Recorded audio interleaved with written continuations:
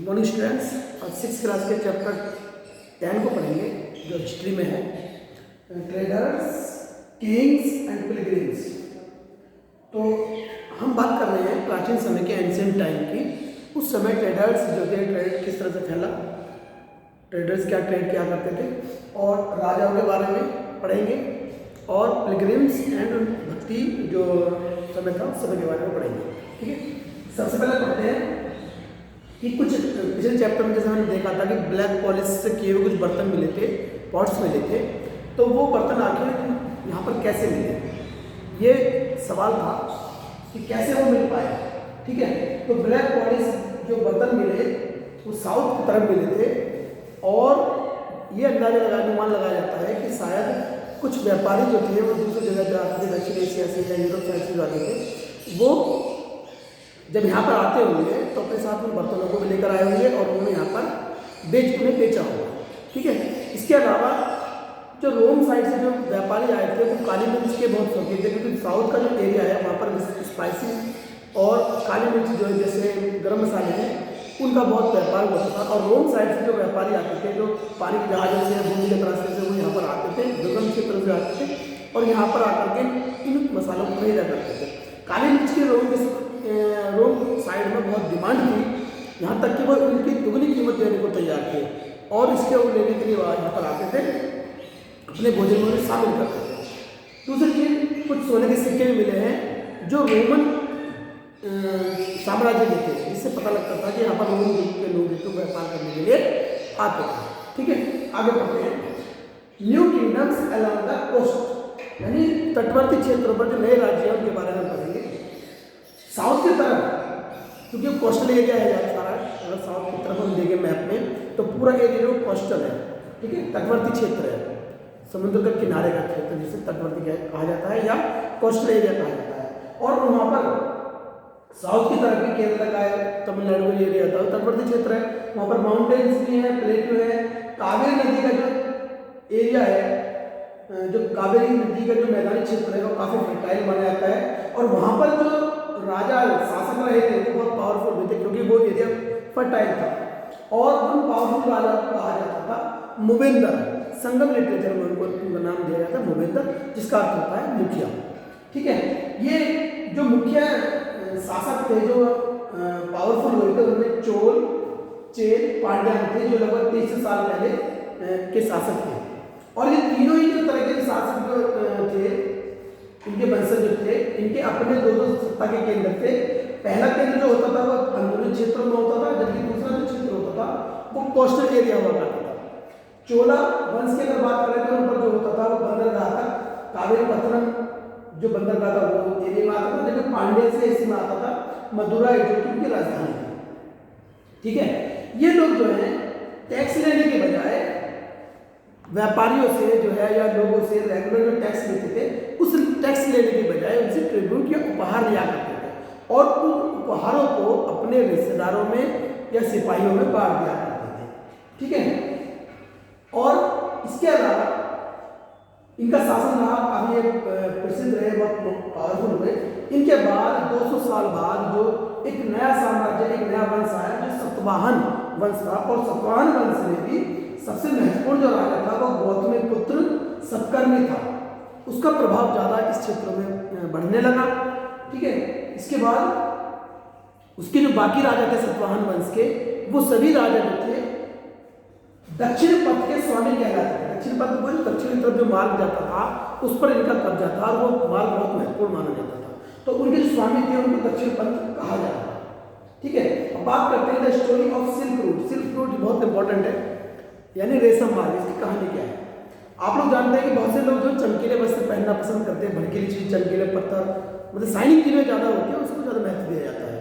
तो रेशम ऐसा ही कपड़ा होता है जिसमें बहुत ज़्यादा शाइनिंग होती है, और इसकी शुरुआत जो हुई थी वो चाइना में शुरू हुई थी लगभग 7000 साल पहले। और वो जो रेशम के कीड़े से जो है रेशम निकालते थे, उसको बनाया जाता था, बड़ा कॉस्टली हुआ करता था, और इस कला को चाइनीज लोगों से छुपा के रखा। लेकिन बाद में उन्होंने इसका व्यापार जो है दूसरी जगह पर दक्षिण पश्चिमी एरिया में और पश्चिम के देशों में भी इन्होंने इसका व्यापार करना प्रारंभ किया। पश्चिम के देशों में जब इसका व्यापार प्रारंभ किया ये घोड़ों पर, ऊँटों पर लेकर माल ले लेकर के जाया करते थे। जिस मार्ग से होकर के जाते थे उस मार्ग को ही रेशम मार्ग या सिल्क रूट कहा गया।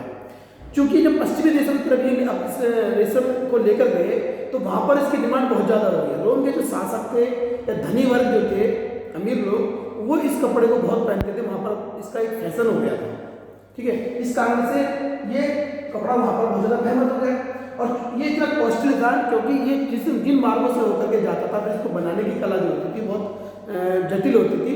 फिर मार्ग इतना खतरनाक होते थे, दुर्गम क्षेत्र होते थे, पहाड़ी क्षेत्र, पठारी क्षेत्र, उन क्षेत्रों से होकर के, बंदरगाही क्षेत्रों से होकर के ये जो सिल्क रूट जाया करता था, उस मार्ग से जब ये कपड़ा जाता था तो इसलिए इस कपड़े की कीमत जो है वो ज़्यादा होती थी। सिल्क रूट से जितने भी व्यापारी जाते थे उन सबको, सिल्क रूट पर जिन राजाओं का, शासकों का कब्जा होता था, वो व्यापारी जो थे उनको टैक्स देते थे बदले में। किसके? कि वो लोग उनकी रक्षा करते थे मार्ग में होने वाले लूटपाट से, क्योंकि वो क्षेत्र जो बड़े खतरनाक होते थे, जटिल मार्ग होते, दुर्गम क्षेत्र होते थे, इसलिए वहाँ के जो राजा था उनकी रक्षा करने के बदले में, उसके एवज में उनसे उपहार, ट्रिब्यूट या टैक्स लिया करते थे, ठीक है। और ज़्यादातर सिल्क रूट पर उस समय जो शासन रहा वो कुषाण वंश का शासन रहा, ठीक है। कुषाण वंश का लगभग 200 साल पहले की बात है जब इनका शासन जो था, कंट्रोल जो था वो सिल्क रूट पर ज़्यादा रहा, ठीक है। इसके बाद बात करते हैं स्प्रेड ऑफ बुद्धिज्म, यानी बौद्ध धर्म का प्रसार। कनिष्क राजा था, सबसे प्रसिद्ध राजा माना गया है कुषाण वंश का, ठीक है। और उसमें जो लगभग 1900 साल पहले इसका शासन किया था, उसी के दरबार में अश्वघोष नाम का जो राजा रचयिता था, जो जिसने गौतम बुद्ध की जीवनी लिखी थी, जिसका नाम था बुद्ध चरित्र, और वो कनिष्क के दरबार में ही रहा करता था। बाद में संस्कृत में भी इनका अनुवाद किया जाने लगा था, ठीक है। और इसी समय, इसी दौरान बौद्ध धर्म में एक नए धारा का, अर्थात नए चलन का, नए ट्रेडिशन का शुरुआत हुई, जिसे महायान कहा गया। महायान में क्या होता था कि अब बुद्ध की मूर्ति जो है बना करके पूजी जाती है। उससे पहले बुद्ध की जो मूर्ति होती थी संकेतों के माध्यम से या ऐसे दिखाया जाता था, पीपल के पेड़ पर जब उन्होंने ज्ञान प्राप्त किया था, मोक्ष मिला था, निर्वाण मिला था, तो वो पीपल के पेड़ के साथ मूर्ति दिखाई जाती थी। लेकिन महायान में क्या होने लगा कि उनकी मूर्तियां बनाई जाने लगी थी और वो मूर्ति जो थी मथुरा और तक्षशिला में बनाई जाती थी, ठीक है। दूसरी चीज जो उसमें मिली देखने को इस महायान में, वो थी बोधिसत्व। बोधिसत्व में क्या होता था? बोधिसत्व में जो एकांतवास होता था, एकांतवास में जाकर के साधना करना या अध्यात्म करना, जो मेडिटेशन है वो एकांतवास में की जाती है।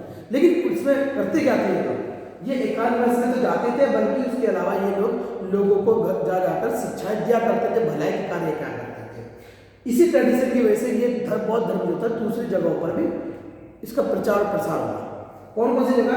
इनमें जो जगह थी वो China, Korea, Japan, south Asia, और इसके अलावा ये धर्म जो था दूसरे देशों में भी फैला, जिनमें श्रीलंका, थाईलैंड, म्यांमार, इंडोनेशिया में भी ये धर्म बहुत फैला। इन जो बौद्ध धर्म के जो मानने वाले थे, जो बौद्ध भिक्षु हुआ करते थे, ये चूंकि प्रचार प्रसार करने के लिए जाया करते थे, तो इनके लिए राजा रानी जो थे या व्यापारी लोग जो थे, पैसे वाले धनी लोग जो थे, इनके लिए गुफाएं बनाते थे, केव्स बनाते थे, ताकि उनमें ये लोग जो है ठहर सके, रात बिता सके। और ये गुफाएं जो थे वो उन मार्गों से, मुख्य मार्गों से जुड़ी होती थी, समुद्री मार्गों से जुड़ी होती थी, या दक्कन के जो पठारी क्षेत्र होते थे उन क्षेत्रों में भी ये बनी होती थी, ताकि वहाँ आसानी से ये लोग उन मार्गों से जाएं और वहीं पर ही विश्राम कर लें, ठीक है। इसके बाद बात करते हैं क्वेस्ट ऑफ पिलग्रिम्स, यानी कि जो तीर्थयात्री थे उनकी जिज्ञासा। तीर्थयात्री जो थे एक स्थान से दूसरे स्थान पर जाया करते थे। अब तीर्थयात्री कौन है, पहले ये समझ लें। तीर्थयात्री वो लोग होते थे जो किसी एक धार्मिक जो प्लेस होता है, भगवान की कोई खास जगह होती है जिसे तीर्थ स्थान कहा जाता है, पिलग्रिमेज कहा जाता है, तो उन जगहों पर जो है कुछ जो मानने वाले होते हैं उस धर्म के, वो उन जगहों पर जाते हैं अपने ईश्वर धर्म या गॉड की से जुड़ी कहानियों को देखने के लिए, जीवनी को, जो उनकी जीवन गाथा शुरू हुई थी उन जगहों को देखने के लिए, उनसे जुड़ी हुई जो चीज़ें हैं उनको देखने के लिए ये तीर्थयात्री जो है दूर दूर से आते थे। समुद्री मार्ग से भी आते थे, भूमिगत रास्ते जमीनी रास्ते से भी आया करते थे, और ये काफिला बनाकर भी चलते थे, दूर दूर के क्षेत्रों में जाया करते थे। इनमें जो यात्रा करने वाले मुख्य जो रहे हैं चाइनीज पिलग्रिम्स थे जिनमें कि फाइयान जो 1600 में भारत आया सन 1600 ईस्वी में, और स्वान स्वान जो 1400 ईस्वी में आया, इत सिंह जो 50 ईस्वी में आया। और ये बुद्ध की जो जगह थी, गौतम बुद्ध की जो जगह थी जहाँ पर गौतम बुद्ध ने समय बिताया, जहाँ उनकी जीवनी थी, जीवन गाथा शुरू हुई थी, जहाँ उन्होंने ज्ञान प्राप्त किया था, उन सबसे जुड़ी हुई चीज़ों को देखने के लिए आते थे। इन्होंने उन यात्राओं का वर्णन भी अपनी पुस्तकों में किया और पुस्तकों को अपने साथ में लेके गए थे, अपने एक्सपीरियंसेस शेयर किए, अपने अनुभवों को शेयर किया और उनका वर्णन अपनी पुस्तकों में किया। अब बात करते हैं फाइयान। फाइयान जब यहाँ से इंडिया से भारत से वापस चाइना के लिए लौटा तो उसको लौटने में क्या दिक्कत थी, क्या सामना करना पड़ा। जब उसने अपनी यात्रा शुरू की तो वो बंगाल से एक पानी के व्यापारी जहाज पर चला था और उस जहाज में चढ़ने के बाद अचानक क्या होता है कि उसका तूफान आ गया। तूफान आने के कारण जो व्यापारी थे इस जहाज के अंदर, उन्होंने उसके सामान को फेंकना शुरू किया ताकि वह हल्का हो जाए और लोग जो है बच सके। फाइयान ने भी अपने बहुत सारा सामान उसमें फेंक दिया, लेकिन उसने जो पांडुलिपियाँ, इंस्क्रिप्शंस या मूर्ति जो बुद्ध की लेकर के आया था वो उसने नहीं फेंकी, उन्हें साथ लेकर गया था। 13 दिन बाद जो आंधी जो थमी, तूफान थमा, फिर वो एक दूसरी जगह पहुंचा, जावा में वो 90 दिन से ज़्यादा समय उसको लगा पहुंचने में। उसके बाद वो वहाँ जावा रुक गया और 5 महीने तक वहाँ रुका। उसके बाद फिर किसी और व्यापारिक जहाज में चल गया। फिर वो वहाँ से उसके बाद भूमिगत यात्रा, जमीनी यात्रा से वो करके चाइना पहुँच करके उसने सारा वर्णन किया, क्या क्या लेकर आया था। वो लगभग 600 जो थी उसकी पुस्तकें थी, पांडुलिपियाँ लेकर आया था इंडिया से, 50 सोने चांदी की मूर्तियाँ थी बुद्ध की, उन्हें लेकर गया था। इसके अलावा उसने नालंदा यूनिवर्सिटी के बारे में भी लिखा। ये विश्वविद्यालय जहाँ पर दूर दूर से लोग छात्र जो पढ़ने के लिए आते थे, नियम बड़े कठोर हुआ करते थे और जो शिष्य होते थे अपने गुरुओं से विचार विमर्श किया करते थे, बुजुर्ग जो गुरु होते थे उनसे विचार विमर्श करते थे। वहाँ पर एंट्री भी इतनी आसान नहीं होती थी। अंदर जाने के लिए पहले गेटमैन जो होता द्वारपाल जो होता था उससे सवाल जवाब होते थे। वो जब प्रश्न पूछता था द्वारपाल, जब उसके प्रश्न का उत्तर अगर वो दे देता, बाहर से आने वाला व्यक्ति उसके प्रश्नों का उत्तर दे देता था, तभी उसे अंदर जाने की अनुमति होती थी और उसके प्रश्नों का उत्तर बहुत ही कम लोग दे पाते थे। ठीक है, इसका वर्णन उसने किया। ठीक है, इसके बाद बात करते हैं भक्ति काल की। हिंदू धर्म में भी भक्ति परंपरा की शुरुआत हुई, जिसमें देवी देवताओं को पूजा जाने लगा था, जिनमें शिवा, विष्णु, दुर्गा की मूर्ति जो थी वो देवी देवता की पूजा की जाती थी और सभी लोगों के लिए दरबार खुला था, चाहे वो किसी भी जाति धर्म का हो, किसी भी वर्ग का हो, अमीर हो, गरीब हो या किसी भी जाति का हो, सभी जो थे भक्ति कर सकते थे। और भगवद गीता में इसकी चर्चा की गई थी भक्ति मार्ग की कि किस तरह भक्ति की जानी चाहिए, जिसमें भगवान कृष्ण जो है अर्जुन को उपदेश दे रहे हैं महाभारत की भगवद गीता में, इस बारे में बताया गया।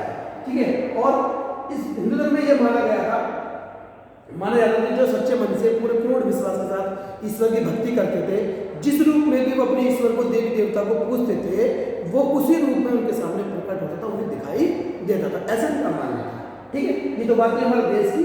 अब बात करते हैं दूसरी जगह की, जहाँ रोम में बेथलहम में एक ईसाई धर्म की शुरुआत होती है। बेथलहम में जो ईसाई धर्म के जो प्रचारक थे ईसा मसीह, उनका जन्म हुआ था और उन्होंने लोगों को जो प्रेम करना सिखाया, प्रेम की बातें बताई कि आप यदि किसी को प्रेम दोगे तो बदले में आपको भी प्रेम ही मिलेगा। ठीक है, इनका पवित्र ग्रंथ जो होता है वो बाइबल होता है, जिसमें उनके उपदेशों के बारे में लिखा, उनकी स्टोरी, ये सारी बातें उसमें लिखी हुई है। तो ये चैप्टर आपका समाप्त होता है बेटा। इससे जुड़ी हुई कोई भी बात अगर यदि आपको समझ ना आई हो या कोई भी आपकी क्वेरी है, क्वेश्चन है, तो आप बेझिझक कभी भी मुझसे क्वेश्चन कर सकते हैं, कॉल करके पूछ सकते हैं। Thank you.